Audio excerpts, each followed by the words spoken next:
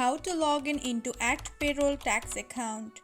Hello everyone, welcome back to my channel How to Log In. Today on this tutorial video, I will show you guys how to log in into Act Payroll tax account. It is a quite easy and simple process, so let's get right into the tutorial. Firstly, make sure that you have a stable internet connection on your device. After that, open any browser that is available on your device. For instance, I'll be using Safari application. Now on the search bar, search for Act Payroll Tax Login. As you can see, I have already searched for it. After searching, different websites and links like this will be appeared on your screen. Click on the first website that says Sign in Act Government. Now here on this page, again click on Continue with Digital Identity.